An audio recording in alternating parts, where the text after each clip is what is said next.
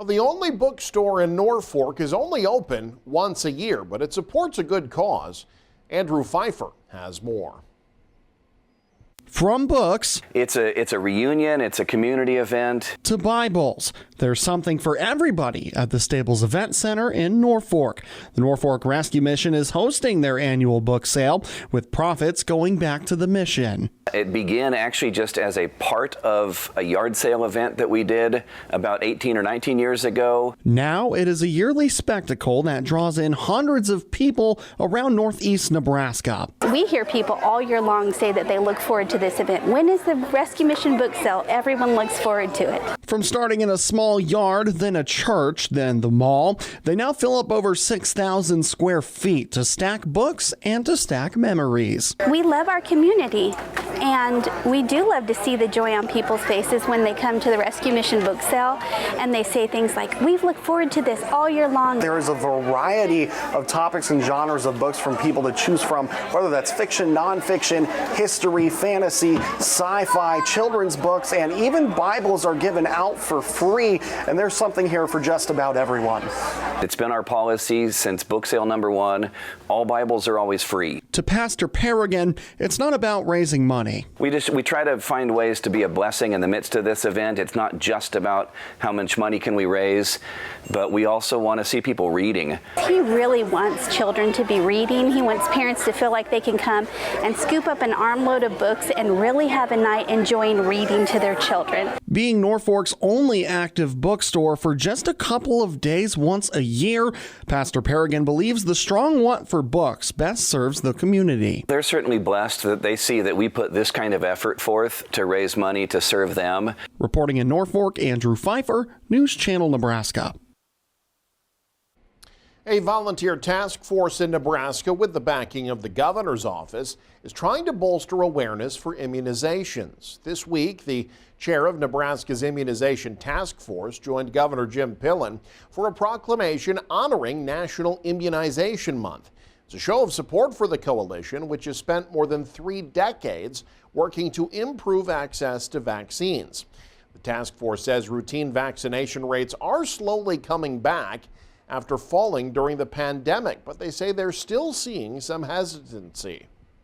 The risk sides of it has been largely overblown, and a lot of people are scared to get the vaccines because they think they're going to have some adverse event when it just simply isn't true, and it's incredibly rare.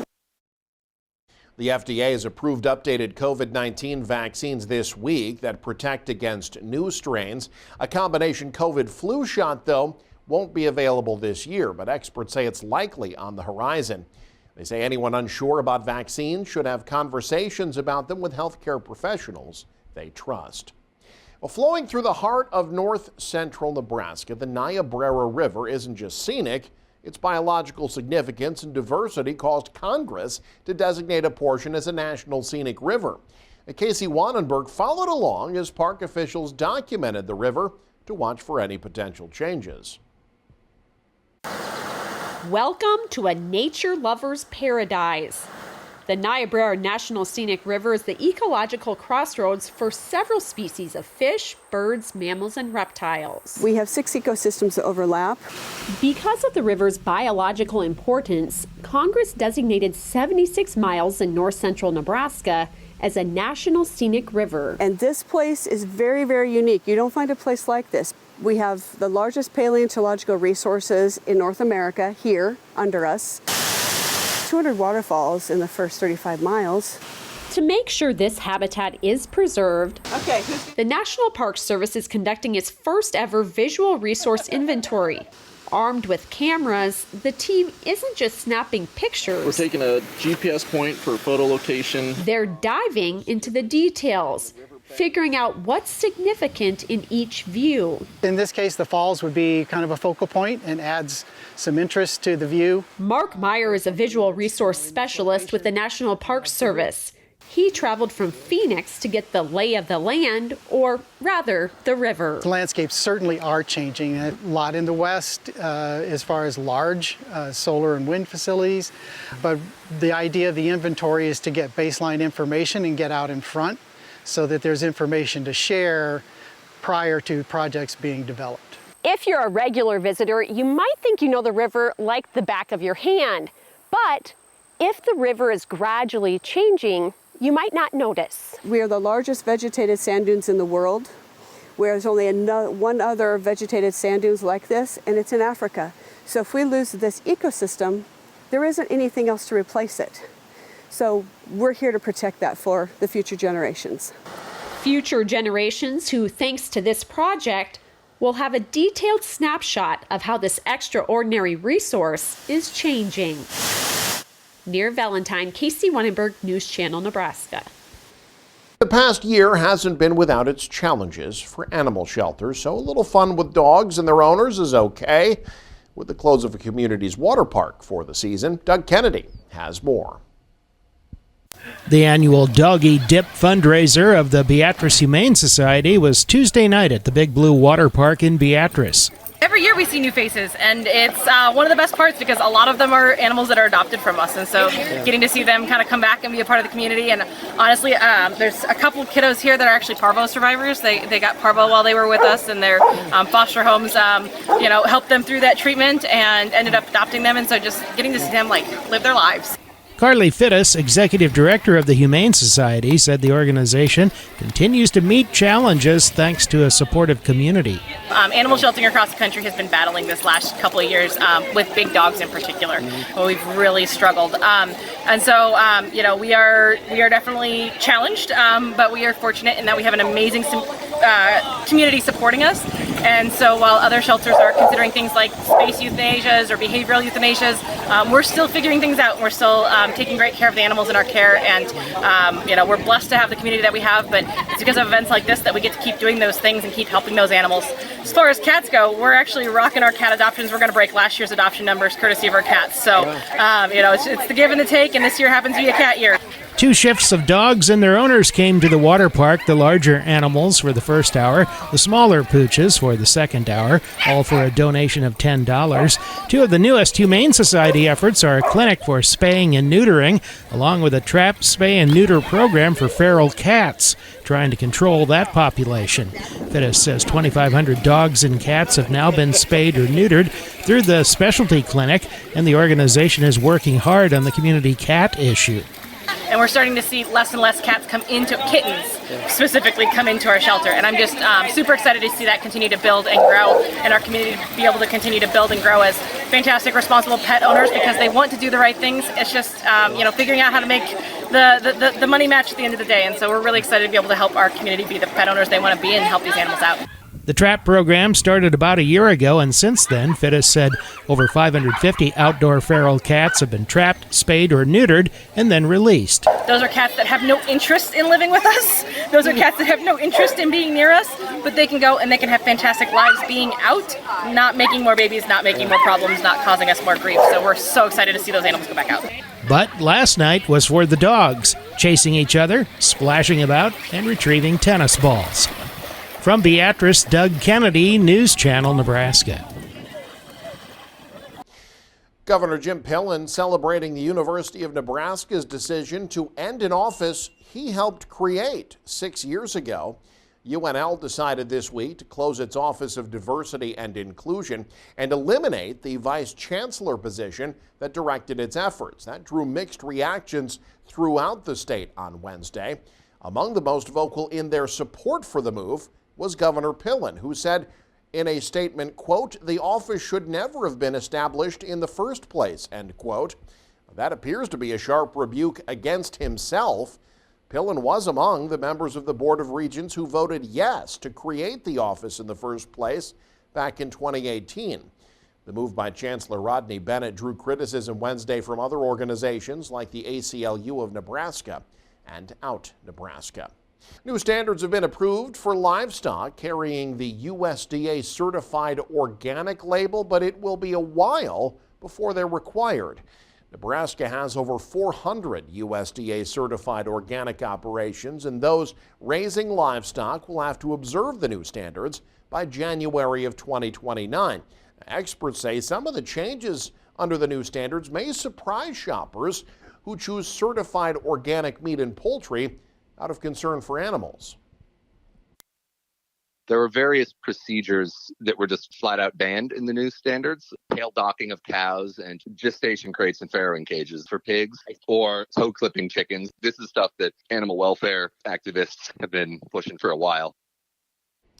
Milstein stresses the standards affect only producers with that USDA organic certification, which is voluntary.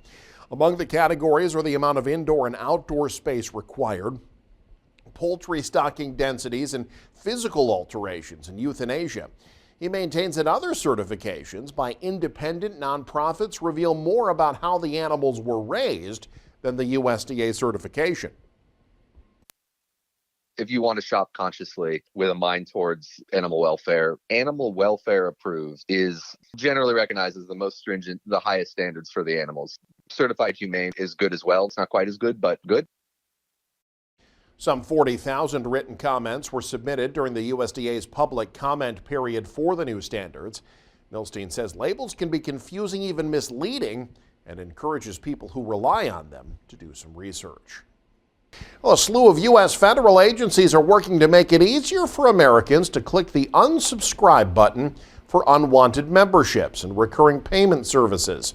A broad new government initiative dubbed Time is Money will impact industries spanning from healthcare to fitness memberships to media subscriptions, education, and more. Today's announcement includes new FCC efforts to consider imposing requirements on communications companies that would make it as easy to cancel a subscription or service as it was to sign up for one. The government already has launched several initiatives aimed at improving the consumer experience. Back in October, the FTC announced a proposed rule to ban hidden and bogus junk fees, which can mask the total cost of concert tickets, hotel rooms, and utility bills. And a rural town showed out for a weekend fundraiser drawing hundreds of ATV drivers, many coming from rural areas of Jefferson County. It was all for the second annual Cub Creek Ag Tour put on by Jansen's Rural Fire Department. This year, organizers say entries nearly doubled, and all that money raised goes to the fire department. Organizers said they were stunned by the turnout and hope that this will help the event continue into the future. We ran out of room here, and I told people to go to Jansen to park on Main Street, and obviously we flooded Main Street because they said there's no parking there in town, and it's just overwhelming. But the whole purpose of this is to give back to the community. Katz also had kind words for the farmers and landowners who allowed use of their land for the route. Last year, the event began as a way to make up for the loss of the annual Jansen Fun Days. Meanwhile, citizens in Grand Island have made their voices heard, overwhelmingly supporting the Good Life District Economic Development Program. According to unofficial election results, almost 7,500 ballots were turned in. Over 5,000 voted yes for the Good Life program. About 2,400 voted against. Committee members say they're overwhelmed by the response from voters, and they say this will have a huge impact on future generations. Oh my gosh, this is a 30-year opportunity for us. So that in and of itself is generational. So, you know, what we achieve in the short term and what we achieve in the long term is going to be pretty amazing. And there will be definitely multiple generations that get to experience and enjoy what this is going to mean for our community.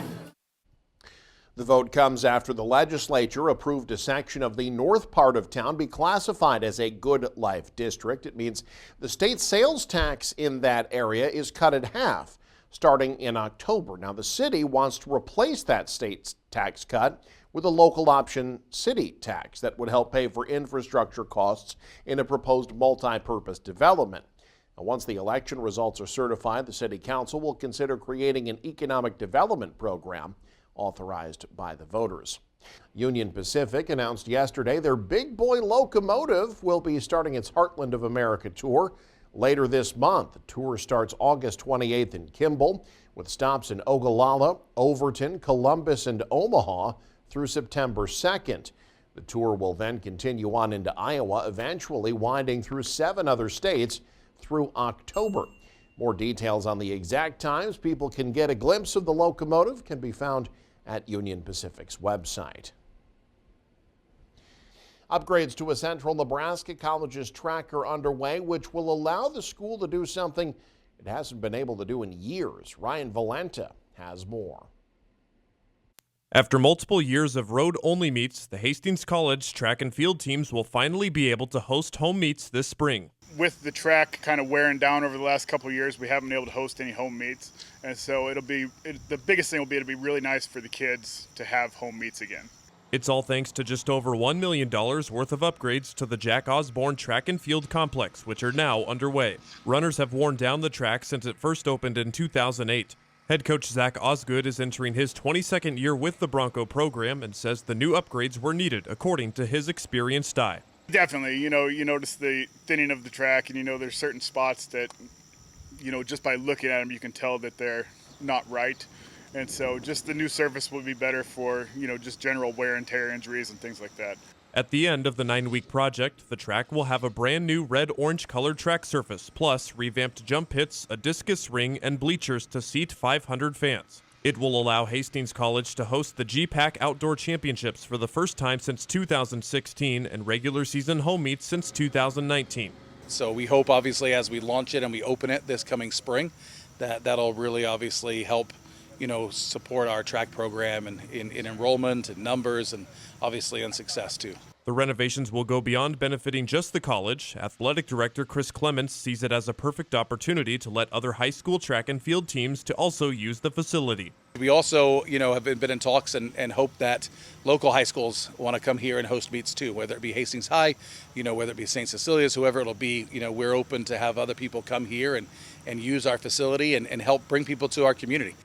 The renovations are expected to be completed by the start of the spring outdoor track and field season. Reporting from the Jack Osborne Track and Field Complex at Hastings College, Ryan Valenta with News Channel Nebraska. Nebraska State Treasurer Tom Breezy has launched a new website with the initiative to serve those with disabilities. The website's GiveToEnable.com. It acts as a crowdfunding website for people with disabilities. We are hoping to encourage additional contributions to these accounts to help folks in the disability community prepare for expenses down the road. Oftentimes, our friends in the disability community can be hit harder by economic downturns or financial issues than others, and we want to make sure that they have the resources, access to the resources necessary to take care of future expenses, whether expected or unexpected. According to the website, givers who file Nebraska income taxes can also deduct up to $10,000 for contributions to Enable accounts or $5,000 for married taxpayers that file separate returns. And finally, a yearly event in southeast Nebraska aimed at giving back held an event Thursday, and those in attendance got a glimpse into the world of Husker sports. Jake Bartecki has more.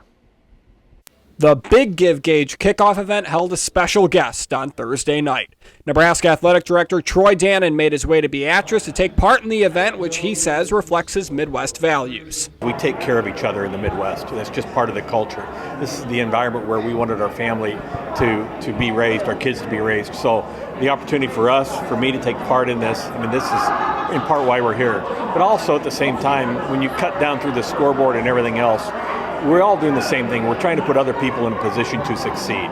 Dannon discussed the importance in giving back to community while also giving a glimpse into the upcoming fall sports season for Husker athletics.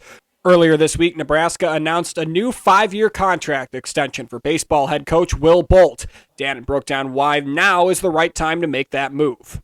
I think we have a gem of a coach in Will, both as a human but certainly technically.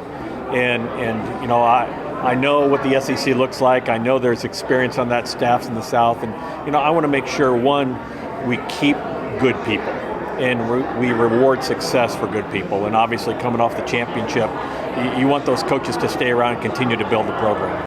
Dannon was named Nebraska's AD on March 20th. Coming up on 5 months at the helm of Husker sports, he reflected on his first takeaways of the programs and Husker Nation. It's more intense and it's greater than I ever anticipated, which, when you have that, you can have anything. I've been with our coaches. I don't think we want for much. I think we have great coaches. So it feels like there's a lot of momentum, coming off 5 Big Ten championships. I was thrilled with the opportunity the day I got here. I'm more convinced the opportunity is even bigger and better than I thought it was now 5-6 months in. In Beatrice, Jake Bartecki, News Channel, Nebraska. And you can stay up to date with the very latest by following us online. Head to newschannelnebraska.com. Click on the News tab there. You can also follow us on X, like us on Facebook and Instagram as well. Thanks for joining us. Have a great weekend. You're watching News Channel Nebraska.